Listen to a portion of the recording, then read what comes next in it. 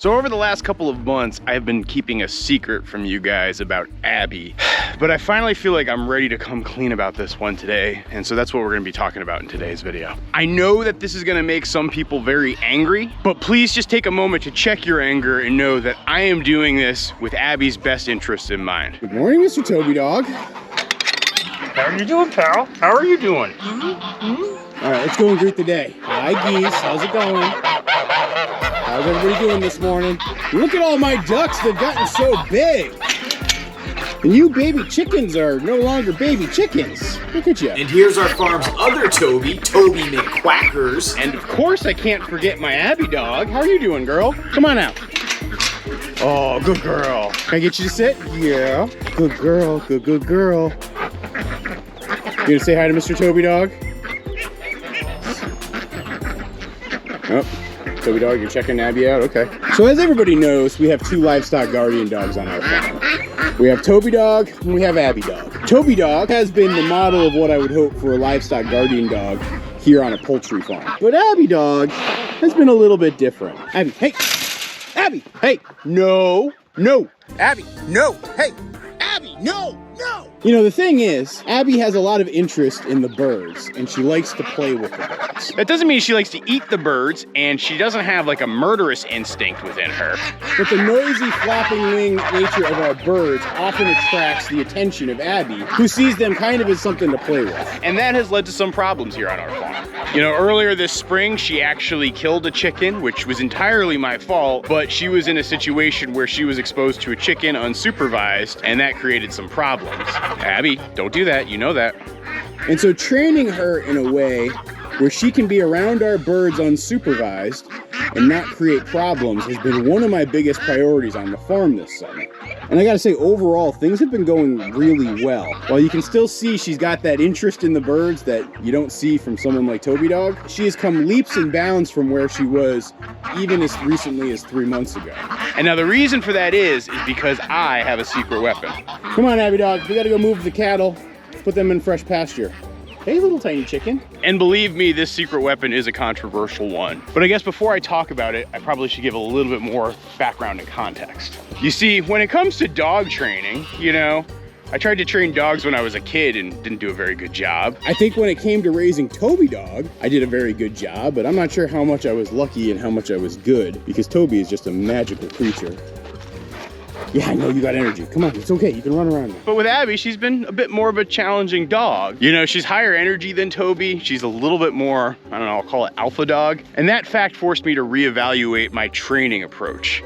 You see, because when it came to Toby, I was like 90%, 99% positive reinforcement. You know, a few treats, a whole heck of a lot of praise, and he was doing exactly what I was hoping for him to do. And I gotta say, I sort of almost developed a mindset where I would be looking down on people who would use things like electric shock collars on their dogs as a method of training. You know, I saw a shock collar almost as the equivalent of like hitting your dog, which you should obviously never ever do. And for years, I've always said to myself, oh, I would never use something like that with my dogs. Abby, come. Good girl.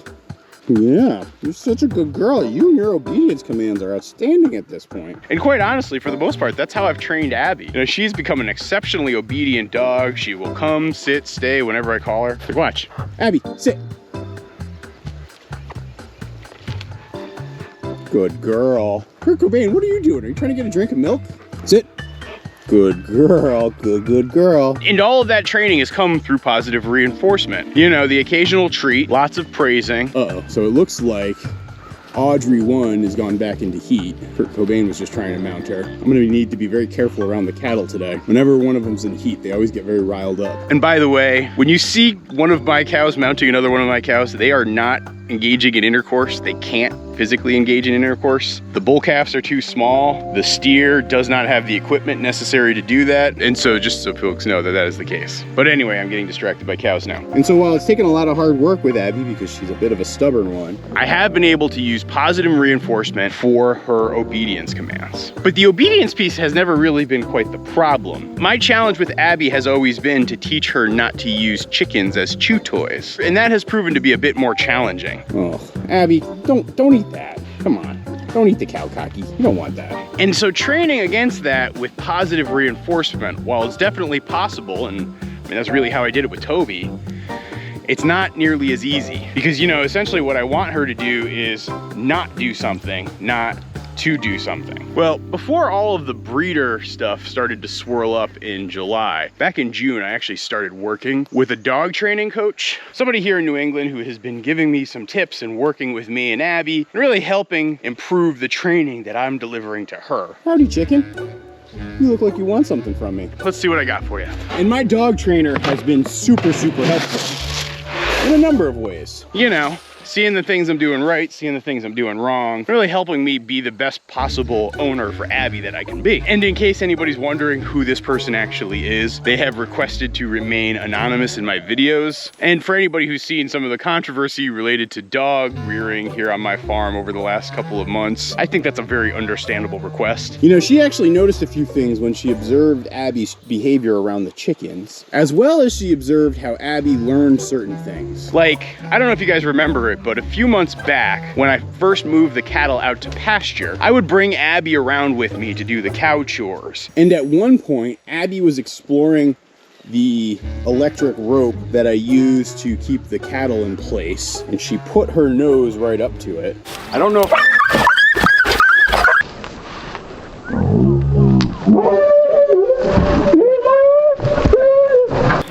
Sweetie, it's okay, it's okay. And while Abby was a little bit scared by the fence and the cattle over the first couple of days after that happened, really ever since then, she has learned how to work around the fence. She knows to go under it, she knows not to put her nose to it, and that has really kept her from getting into too much trouble. Yeah, you're a smart girl once you learn a lesson. So because of all of these factors, as well as the fact that I wasn't having too much success with positive reinforcement with Abby, my dog training coach recommended that I actually explore getting an e-collar or a shock collar for Abby. Look at that thirsty Belinda Carlisle. You know, not too long, Belinda, you're gonna get weaned. Belinda here is actually our oldest calf. Yeah, I'm gonna wean all the calves though at the same time when I get them into the winter area. So she's got a couple more months, but pretty soon she won't be drinking from mom anymore. I bet mom's gonna like that. Now, for those who are not familiar, the way a shock collar works is, I mean, it's pretty much exactly like it sounds like. There's really two parts to it. First, there's a collar that has actually a special little receiver that can send an electric shock to the animal. And then second, there's actually like a little remote control that the owner holds. And if the dog is doing something that they don't want, they can actually use that to send the signal to the collar to administer the shock. Or at least that's how I always perceived shock collars to be. But what I've really learned over the last couple of months has been there's actually other functions with a shock collar, and particularly for how I might want to use a shock collar, 99% of the time I wouldn't actually use the electric impulse function. Most shock collars also have what's known as a tone function, which just sends like a little beeping noise to the dog, or they have like a little vibrating function, which just sends like a little vibration of the collar to the dog as well. So now if you're curious about what one of these shock collar devices looks like, here you go, here's one. So this is the collar, goes right around the dog just like a normal dog collar. You can see it's got these two little electrode thingy dealies here. That's what sends the signal to the dog. Then you also have the remote control. On this remote control, you can adjust the strength of the electric shock. You can do a couple different modes for how the shock gets sent, or as far as this controller works, you have like this like mode where this is how it would send a tone to the dog to like warn the dog that, hey, if you don't act right, you're gonna get a shock in a second. Now, the reason I've become so familiar with a unit like this is because with Abby, over the last couple of months, I've actually been using one of these collars. Yeah, Abby, you're actually wearing one of these collars right now as we speak. I know. You like your orange collar these days, though. Yes, that's right. On the advice of my dog training coach, I actually ended up purchasing, actually this one first, and using it with Abby. And I have seen just an incredible improvement in her behavior, and she's made so much more training progress because of the use of a tool like this. You know, quite honestly, I'm actually very surprised that nobody caught on to it or noticed it over the last couple of months worth of videos. You would assume that Abby has the saddest, most miserable life, which just isn't true. Like there were scenes in previous videos where you could clearly see Abby wearing this collar and nobody commented on it. And I have to admit, I'm a little bit surprised about that one. I mean, I've lately gotten a lot of comments from folks about Abby's improved behavior as they've seen it, but I got 0 comments on the use of this. Now, I would have wanted to actually tell you guys right out of the gate that I was using this, but for a couple of reasons I didn't. Number one, and probably most important, I wasn't convinced that this was a good idea. I was really reluctant about using a shock collar. For about a month, I dragged my feet in using it, and because so many folks watch our videos and learn from our videos, I was very nervous about giving bad advice by showing myself using one of these tools. And so what I wanted to do was actually build up some experience with it, see if it worked or not, see how I felt about it, see how Abby felt about it. And now that I've gotten to a certain place with all of it, that's why I'm making today's video. Now I know that there are gonna be some people out there who are very upset with me and think that this is mean and cruel and I should never use something like this on Abby. I can't believe you do such a thing! It's so barbaric! But I actually want to do a little bit of a demonstration today to show you how I personally got comfortable with it, as well as how I use one of these. Now in order to do that, Abby, I need you to come here, sit. Good girl, good girl. I'm gonna need to take your collar for a little demonstration quickly. Yes, yeah. So I actually have 2 different models of collar I've tested out over the last couple of months. I started off with this Sportsman model of collar and it worked okay, but I actually ended up buying a second one and I spent a little bit more money on this one. It's called the Ecollar, it's from Ecollar.com, and this thing is tremendous. I feel like this is the gold standard in shock collars. And if you guys are wondering what this is, you know, like when I have Abby wear a camera, this is how I actually mount the camera on her. This thing just clips to her collar and then the camera goes right in this little slot. You know, the biggest difference I find between these 2 collars is that this one has this remote, and what I don't like about it is it doesn't really give you enough information around what's going on with what you're administering to the dog. This one, while it's got a bigger remote, it actually has more functions and it gives you more information. So for example, you can see right there on the dial just how much electricity you're administering. The 2 different mode buttons are on very different parts of the controller. So for example, this is the shock button right here, and I know it's going off when it's there, and I can actually even see on the collar when it's going off as well. This is the vibrate function, which if you want to know how that feels like, it's basically like getting a text message. Now what I've found to be very useful for this is I've never actually used any high electricity.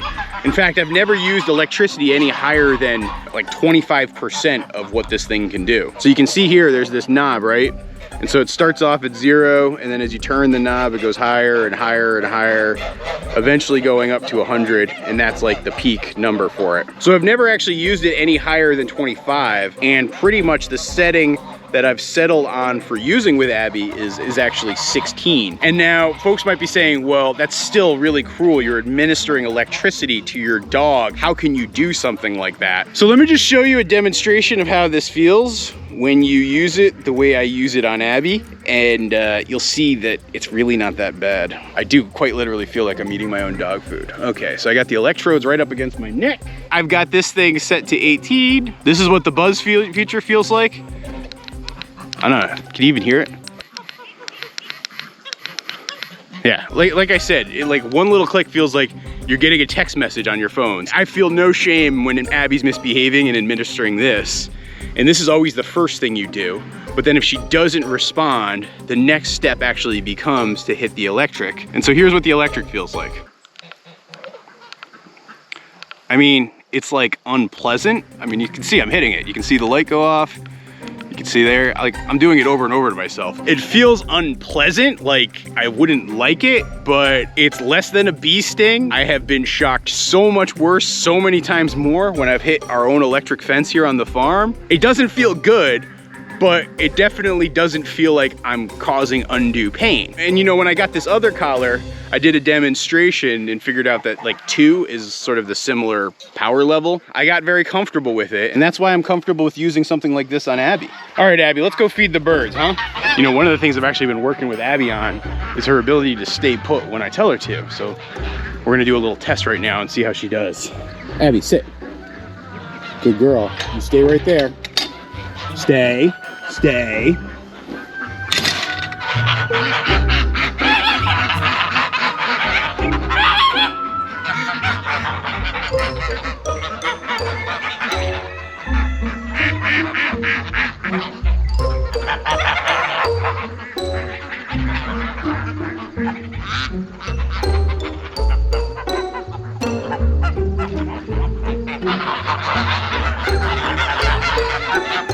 Great job, Lady Abington. I'm so proud of you, sweetie. It's such a good job. You just did such a good job. Come here. Good girl. Yes, that's a good Lady Abington. Yes. Did you guys see that? I'm so proud of her. All right, let's go. We're gonna feed the birds. Come on. Bird feeding time is always the most chaotic, and so I find it to be one of the best training opportunities for Abby.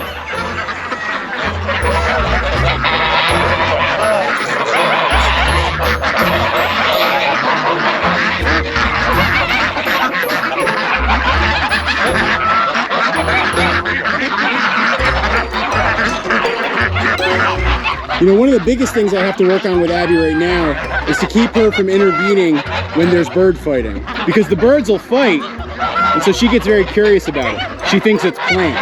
Abby, come.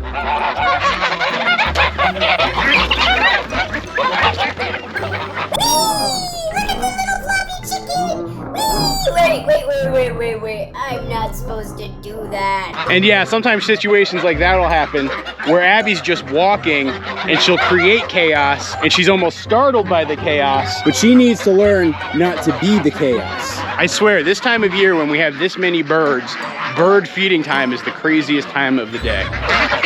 All right, Abby, let's go relax. We're gonna go set up cattle fencing. We gotta move the cows to a new pasture today. Oh, by the way, a little quickie bee update for everybody who's been wondering. The hive that was on the fence post the other week that we caught. I actually went up there the other day. I threw the hive on a pallet, and then I took the pallet and drove it with the tractor back down the hill and brought it down over here. And now I have it set up with my other two hives. Pretty soon I'm gonna have to start getting them set for winter fully. Also, speaking of getting set for winter, I've got my hay collection starting to build for the winter as well. And by the way, there's just a few days left if you want to get your hands on this very cool, not Nirvana related Kurt Cobain t-shirt. You can get them down below with the link down below. But much like the Toby Dog sale and the Pablo Barn Cat sale, once this one's gone, it's gone. So act quickly and you can get yourself a t-shirt. So I gotta say, I know that there's gonna be some folks who are mad at me about this video. Can't wait to see Abby's breeder write some horrible screed about me coming soon. But just know that when it comes to my animals on my farm, their welfare and their well-being is like a founding principle for what we do here at our farm. And so I'm doing this because I want to make Abby the best possible dog for this farm. And I gotta say, I found it to be quite effective without harming her. And so I know not everybody's gonna agree with it, but sometimes when you're running a farm like ours, you gotta be comfortable with making decisions that not everybody's gonna like. And this definitely counts as one of them. Thanks for watching, and I'll be back with another video real soon.